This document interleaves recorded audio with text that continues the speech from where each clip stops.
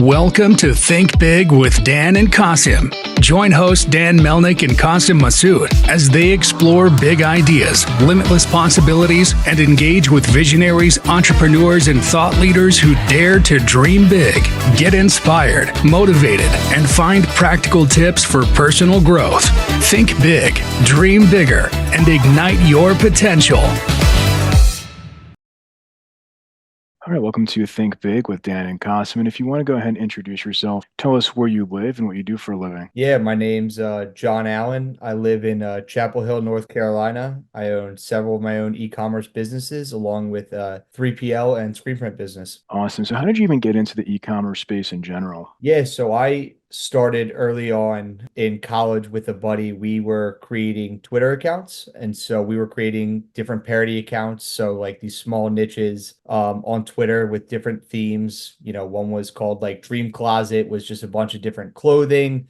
We actually at one point, one of our first ones was called Lady Boners. It was pictures of, like Justin Bieber with no shirt on, things like that. So we built these theme parody accounts, and then from there, we were doing advertising for Disney, Nike, some other people, and then we started running our own websites and doing, basically getting paid by Google to drive traffic, and so just doing like real clickbait stuff like top 10, fastest female athletes, 20 things to do on a Saturday, like just dumb stuff like that Google's paying us. And then eventually junior year, we decided to kind of just sell our own stuff, which is really the first time I dabbled in e-commerce. And so really was just, buying stuff on Alibaba and things like that. And Was this back in what year, in 2012 or? this is, yeah, 2012. Okay.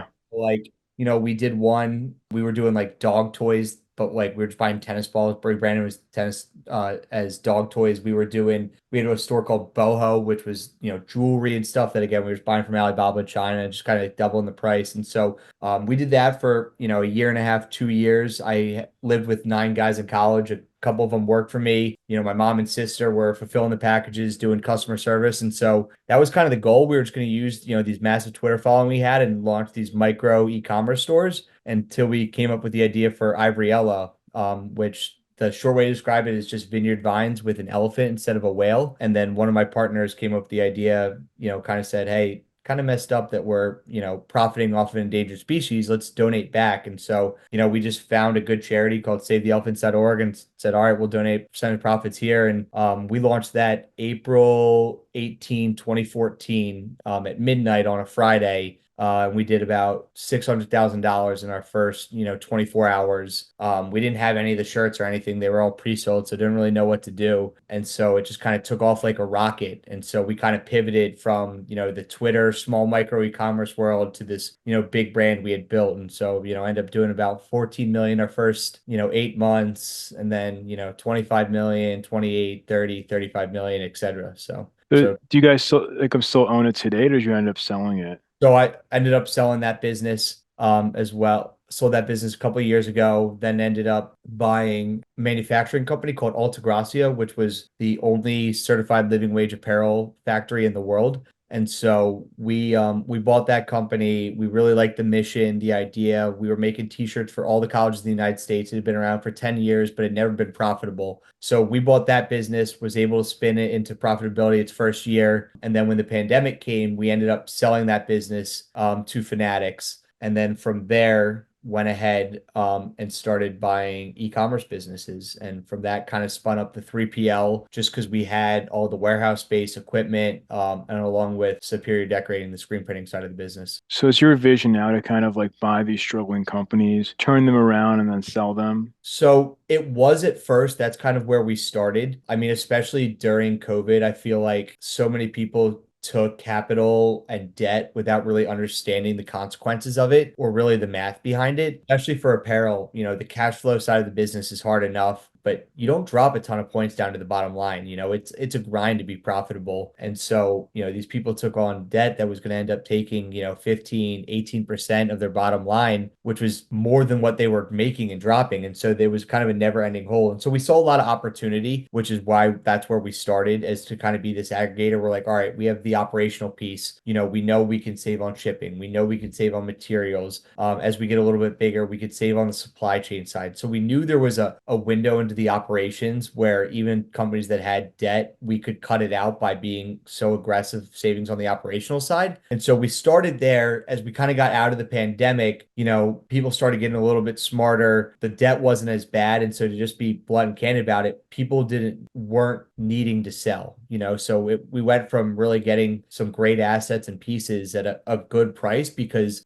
these founders didn't have a ton of other options. They couldn't raise more money, things like that. So we were kind of their only option, which again, kind of comes off as a little sharky, right? And that wasn't the way we were looking at it, but it's like, listen, the business is either going out of business or we can keep it alive and Right, here's the exactly. structure we need to do with it. So as that went away, the valuation started going up again. It probably took us, we probably looked at about 60 companies before we made an acquisition, which just became expensive and slow to do. And so we said, well, we've got all this other stuff. And so that's why about 2 years ago, we really went in heavy on the 3PL side and on the screen printing side because we just saw more opportunity there. So we're definitely still on the lookout. We still look at doing acquisitions. We looked at one as recently as a month ago. We ended up not making a deal, but we went through the whole due diligence process. It was a cool brand that we liked. So we're still looking, but we've pivoted a little bit more to the service side of the business just because that's an area we're finding now that is such a high demand for just like good service for 3PL and screen printing where we're like, all right, well, we already do it for our own stuff. We might as well do it, for other people's too as well. And so just being in e-commerce and a business owner, kind of know what they're looking for. I mean, I think people, the one thing I've learned about 3PL is like it's a no-win business, right? Nobody gives you a pat on the back for doing 100% right, but you mess up 1%, all of a sudden you're everybody's worst enemy. And so, that's been a little bit of a challenge is getting people to kind of understand, hey, at, 9.8% is great, but we are going to have that 0.2%. There are things with UPS or FedEx that we can't control. But I think, what people like is we communicate super well. We've got an unbelievable customer service team here, which is great. Again, just taking those experiences from our own e-commerce business and using 3PLs in the past and knowing, hey, what is the type of service I would like, to be able to be met with. And so that's been super successful. It's been the fastest growing part of our business, the last 2 years. And so we've really gone in on that, I would say. So But you're definitely 3PL in still South looking. Carolina. Yeah, 3PL is in South Carolina. And so what about are all your e-commerce brands run out of that same 3PL in South Carolina? It is. So we have about 350,000 square feet of warehouse space. And so we do everything out of here from all of our screen printing to fulfillment to our just marketing, creative customer services all run out of the same warehouse. So I feel like a lot of people in the space have trouble finding like good employees. Do you guys struggle with that too? Or like how do you find like the best people at your 3PL? Yeah, no, I feel like we've done a really good job. So part of it is we partnered with and merged with a business that had been around for 20 years. So they had a huge employee base. COVID had really destroyed their business, and they had gone from a $20 million a year business down to like a five, and so that made a huge opportunity for us to kind of go in and pick up a big employee base. Also having the different aspects of the 3PL and the screen print and embroidery side, it allows us to be super flexible with our employment. So we're able to move people around. We don't do really any contract screen printing in November and December because that's our biggest for pick and pack. So we move most of our workforce there. Then January, February, March are when we do the most screen printing. And so, we're able to really shift our labor around. So we've been able to do things like that by having the different pieces of the business to allow us to, we don't have to accordion like so many e-commerce businesses, right? Where November and December come around and it's like, all right, you have to staff 3 times in order to kind of meet the need. Well, we really don't have that. And I find that's been, the toughest part talking with my buddies, other people that run e-commerce businesses. They always ask like, how do you handle the labor side of this? And so we looked at it by just growing different revenue streams so we could change our employees around based on seasonality so we wouldn't have that issue. So we do things like that. I also think we've just got a good culture here. I mean, we're pretty heavy numbers based, and I think we're more transparent than most businesses. So like, all of our employees know every day, hey, did we make money as a business or did we lose money? And they see themselves right. Like we literally rank our employees for them to see on a daily basis. So hey, here's pick and pack team. Here's who picked the most orders yesterday. Here's who packed the most. Here's the least. Here's our line of profitability. So everybody that picked it under, 20 orders an hour, like we lost money on you guys today. Anybody that was over 40, we made more. Here's a bonus for you guys, free lunch, stuff like that. So I think we've got a interesting culture and a cool culture here that I don't see a lot of other companies have. We're super transparent with finances, which I That's think awesome. most people aren't. And so, I always remember just when we started Ivory Ella, I was like, well, you can't tell people how much they make. And it was like, well, they're going to find out anyway. We might as well shoot them straight with it. Like it's all good. Like they should be invested in how much we make too. And like, as long as they eat when we eat, I find that everybody's happy with it.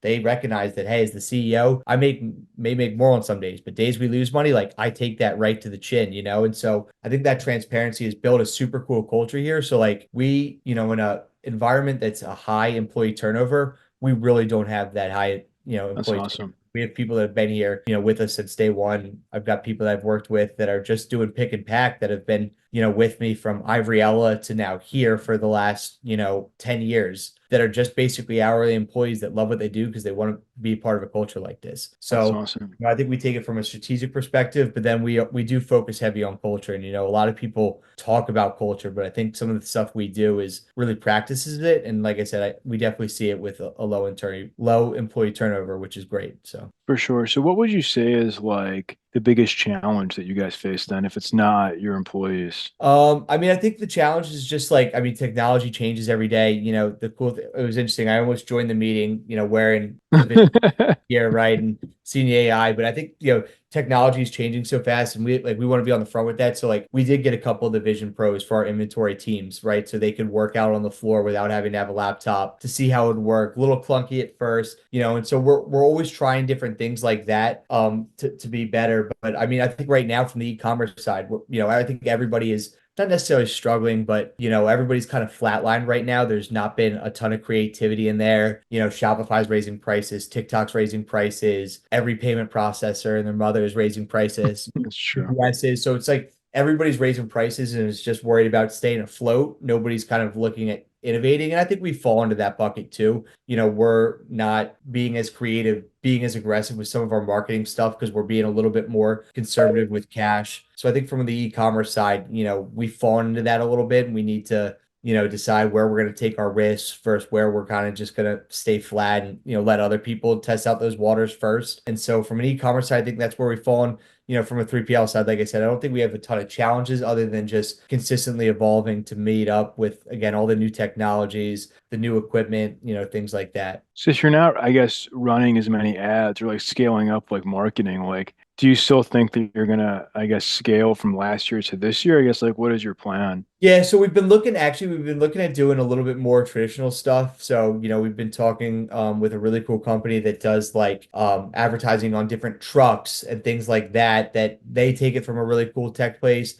We've actually been looking at getting into TV ads a little bit more, localized TV ads, because we've actually seen some better returns. So we're getting back to, I'll call it more like early 2000s traditional marketing that we're trying with. Not, I mean, we still, like I said, we're still spending more money on Meta, and Facebook than any other platform, right? Like we're still having those key driver channels. We're just trying to be a little bit, different in some of the other marketing we do outside of that. Because again, there's just only so much you're going to be able to do on Facebook, only so much you're going to be able to do on TikTok. I think the cool thing we're doing, which is merging not only our brands, but a lot of our 3PL customers that we've started, is we're doing a ton of collaborations. And so, it's been really cool to talk with not only our customers from a 3PL side, but also our brands. We've probably set up, 7 different collaborations with our different 3PL partners within each other that we've had amazing success with. They have a similar audience, but they offer a different product niche, or they're in a similar product niche, but they're in totally 2 different audiences. And so, those crossover collabs have been able to make our customers and our brands a lot of extra money without a ton of overhead or work, which has been cool. So we're trying to do more dynamic things like that as well,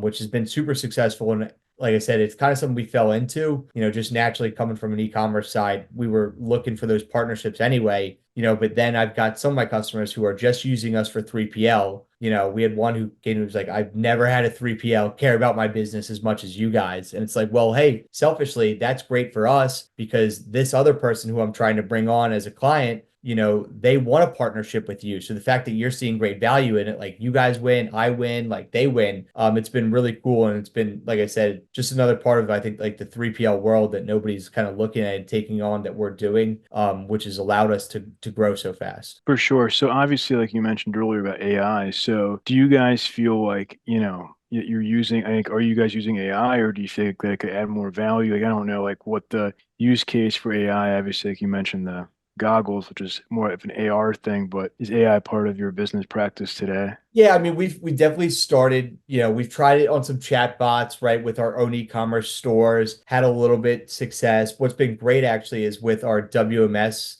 and OMS training for our 3PL customers. So we were actually able to train an AI chatbot on all of the training for our warehouse management software. And so we were able to build an awesome support bot, in Slack for so all of our customers, we have a Slack channel with their own Slack channel that we're able to build an AI bot into. So if they have quick questions about the WMS, hey, how do I manually enter an order? How do I update this? How do I see the status of this?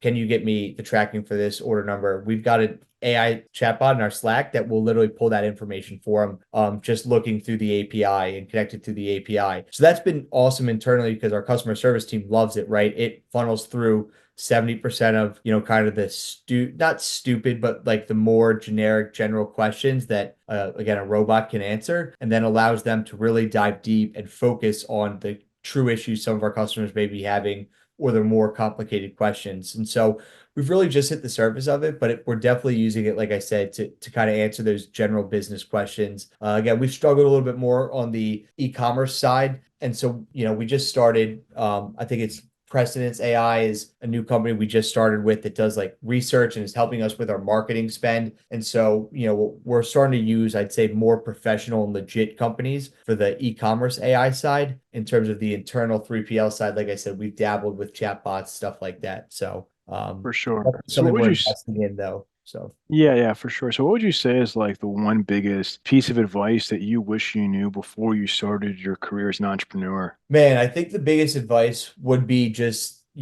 focus it on what you do best. When we started Ivory Ella, we wanted to do all the screen printing. We wanted to do all the fulfillment. We wanted the whole cookie to ourselves. So we had as much margin as possible. And, while it seemed great at first, right? Like I tell everybody, the first time we ever bought an automatic screen printer, no idea what we were doing, right? We just bought this thing online for like 60 grand, thought it was going to solve all of our problems because we had so many back orders. It arrived and we had no way to get it off the truck. We literally, like, it showed up to our warehouse, which we didn't have a loading dock. We didn't have a forklift. And so, like, we literally had to go beg this company down the street to borrow the forklift. We had to drive it over a highway to get to our warehouse just to take 4 hours to unload this thing. Never used a forklift before. Unload the thing, finally get uncrated into our building to realize, like, oh, this building doesn't have the right power to even run this machine. And so we cost ourselves a ton of money from doing that. And then, say the fulfillment side, we tried to do all this. We bought all these racks. They were the wrong size. And so we just cost ourselves so much money that we didn't really realize at first. And then we got so big, we had the point where we were about 100, 130 employees. Just felt like every day, all I was dealing with was employee stuff, whether good, bad, ugly, every day. And, I really think our business suffered from it. We saw, our first 4 years, such electric growth. And then we kind of plateaued, between that 30 to 40 million. And I do think some of it is because we just stopped focusing on what we did best, which was that creative marketing, the social media stuff, building this brand, and we're just so in the weeds. So, I challenge people to, everybody's so worried about their bottom line. It is important, but you can go backwards so much faster, if you don't properly know how to manage cash or manage, employees. And so there's nothing wrong with having a fixed overhead, right? When using a 3PL, when using a screen printer, somebody else to do your stuff. Well, you know that cost right away. Hey, I sell this shirt for $10. I got to allocate 7 of it to my operations. I'm only making $3 off it. First, you do it yourself. You may make $4, but the second you lose track of that, that 4 goes down to 0 really quick. And so we definitely lost a ton of money and blew a ton of money at first by not understanding that. And I think trying to do too much too fast rather than just focusing on our yes. That makes sense. So if we're going to have this conversation again in 1 year from now, where do you see things going for your business? Oh man, I that's a great question. I definitely think, like I said, we're focusing so heavy on the 3PL side just because, to be honest, that's the most area of opportunity we see. The e-commerce side will be interesting though. I'm interested to see where the space will go, like we talked about with the Shopify, TikTok, kind of price increases going on. Again, we've been a little stagnant. The competition's been a little stagnant. There's been a little lack of, creativity and ingenuity in the space. So that definitely is a little nerve-wracking for us to see. So, our goal is to grow the business every year. I do see this year as potentially being a slightly, maybe not down year, but more stagnant, 5% increase in growth rather than the, 50 to 100 that we look for in a lot of our brands. And so I think we'll be a little bit stagnant, but I think on the 3PL side, we're looking at other buildings right now on the West Coast, so we can open up a second fulfillment center there. I mean, right now we're doubling about every 4 months, and so we probably plan on keeping that growth. That's awesome. So if somebody watching this wanted to use your 3PL or to reach out to you, what's the best way to get in contact? Yeah, so I mean, my email is just John, JOHN at calibratenetwork.com, or my cell phone, 610-955-4534. You can hit me up on Twitter. I'm at Postage. I mean, I put my contact information out there for anybody. I tell people, like, even if you're not looking for a 3PL, it's always good to talk and hear about the other side. Like I said, I wish I did that. I think sometimes people like want to come and talk to me, and my job isn't to sell, right? Like, we've got some great customers, some plenty of other opportunity down the pipeline. Kind of not why I got in this game. Like, I love e-commerce, and honestly, I'm looking for everybody to win. And so, I had a great conversation with a buddy this weekend. I call him a buddy now. We literally just met this weekend, and he runs his own warehouse, right? And all we talked about all weekend was just how he can be a better leader, different, incentivized pay rather than fixed pays, to get more out of his pick pack team, different benchmarks for screen printing, because they do their own screen printing too, right? And I think for him, he was like, man, I thought you were just going to try and sell me. And it's like, dude, no, there's plenty of opportunity out there. I'm not worried about that. Like, I hope you go eat too. But so people can get in contact me if they want. I love talking about this stuff no matter what. So, if you're looking for it, great, hit me up. If you're just looking for advice, like, please hit me up. I'm happy to put you in the right direction. Awesome. Well, John, thank you so much for your time today. Yeah, absolutely, man. I appreciate you having me. So thank you. Of course, thanks. All right, bye.